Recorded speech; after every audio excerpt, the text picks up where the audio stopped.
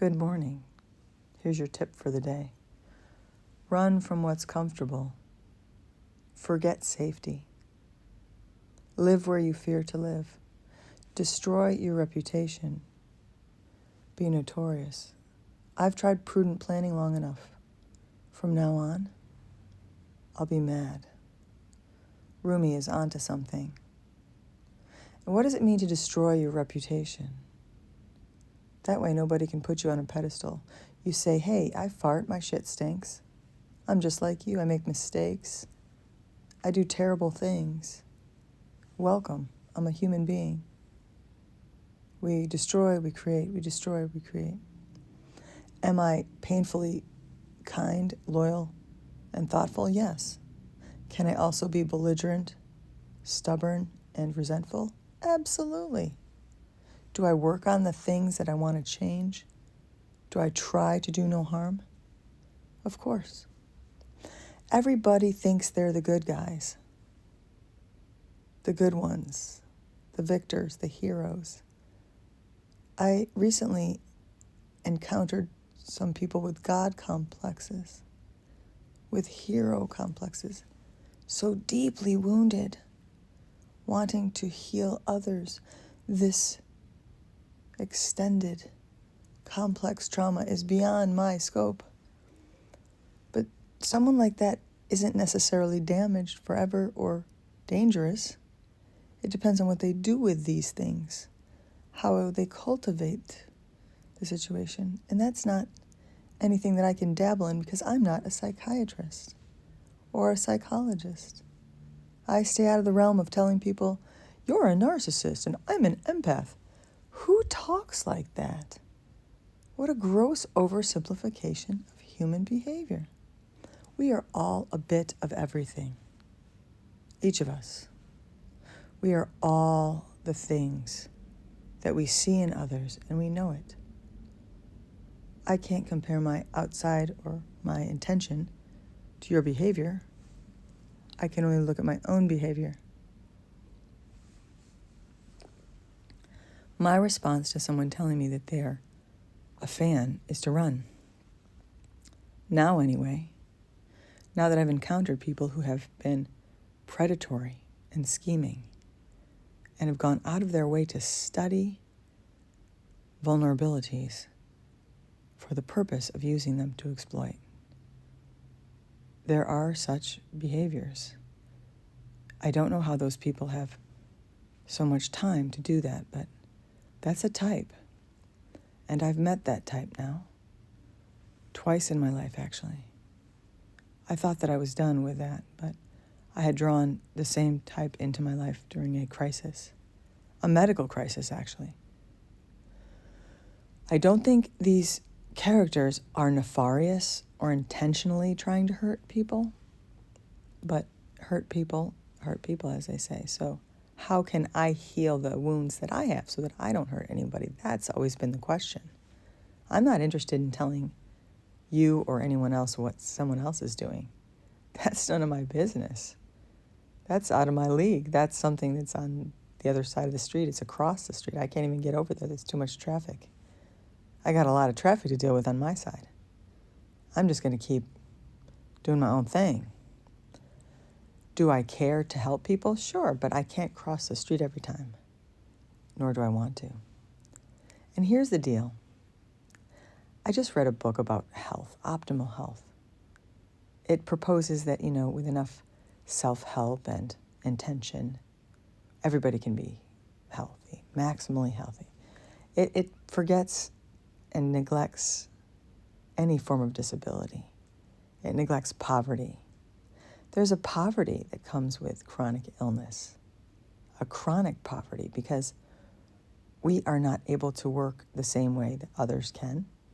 Some of us can't work at all. I don't even drive anymore. I sold my car. I don't have a car for a reason. I also don't have the capability of earning what I could if I were able-bodied and not disabled in turns. And to say that you're disabled is like taking on a huge world. You have to be very careful how you behave if you want to identify this way. because what I say could be harmful to people who are legitimately disabled and have been for their whole life. I have not been disabled for my whole life. I have a degenerative, progressive, neurological disease that is incurable. That's very different from someone who was born with a disability or has to live with much greater challenges.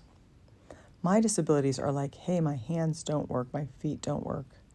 I'm not capable of typing or speaking clearly sometimes. If my medications aren't on, I'm frozen solid. I am the Tin Man waiting for the oil. Literally glued to the ground sometimes.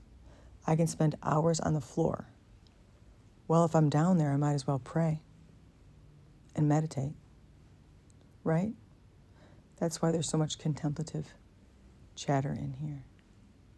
What I'm sharing with you about destroying your reputation is pretty simple. We're all flawed.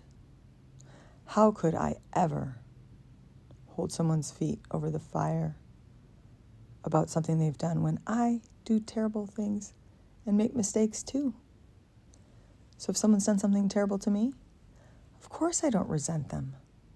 At first, sure, but I work on it and I work on it. And I just picture them as a child, vulnerable and wanting attention. And I wish them well. I really do. Because I don't have the energy or the bandwidth to go pushing back. After gathering information, after doing a little research, I found that I don't need to protect. I want to walk through my life unarmed. And non-harming is the thing. Do no harm. Now that I've been sort of encountering a predator here and there, now that I've been followed and stalked and harassed, I think about the times when I was bordering on harassing someone whom I was furious with. How dare they? Don't you know who I am? I'm Darth Vader. You know, like, I could kill you with a tray. No, but in all seriousness, I just don't have that kind of time for the egoic bullshit that used to come up. All those little things that seem so big, my worries and anxieties and making things all about me. Nothing is about me. Nothing.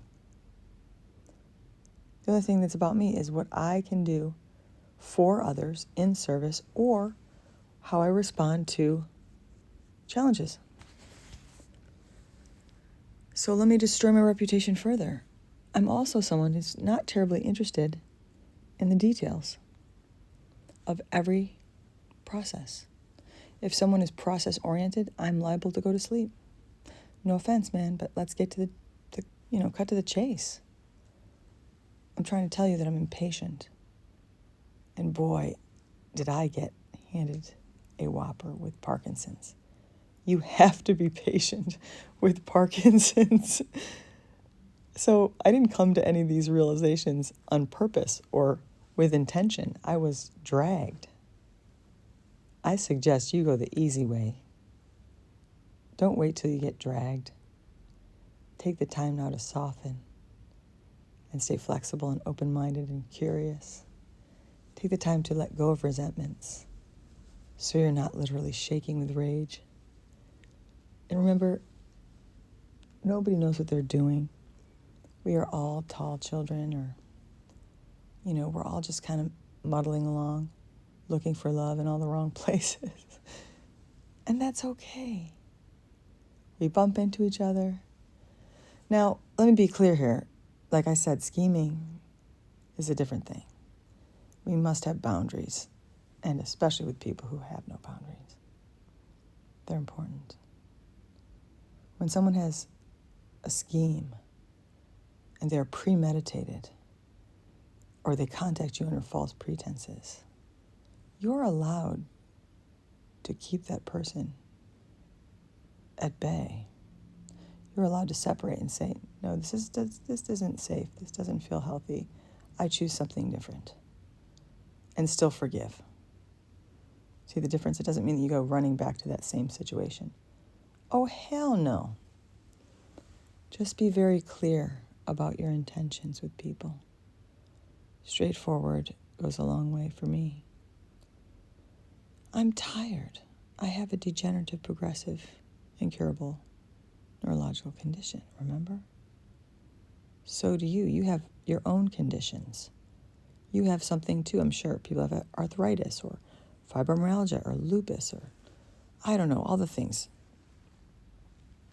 I have acquaintances with ALS. Brian is one of them. He is incredible. The man started Synapticure with a group. There are people doing incredible things from a place of dying. Working with death doulas has been incredibly cathartic. When you're dying and you know, man, this is it. All the stuff that didn't matter washes away with the waves, and you realize nothing really mattered that much except the love that you had in your heart for humanity. Your big, gigantic, exploding heart. What a beautiful thing. The golden Buddha appears. The crud, the noise, the distraction is washed away. Imagine the possibilities of that. My God, you're beautiful that way. All the weapons are gone. I'm going to walk through my life unarmed. I'm going to destroy my reputation. And I'm going to become something different and better every day. A better version. Polish the Buddha. Polish the mirror. Let's keep going with that. Let's keep exploring this. And when I want to point out at others, I need to look at my behavior and say, hey, where can I adjust some things? Because that's all I can do. And love. And love better. Stay awake, present, in your body. You got this.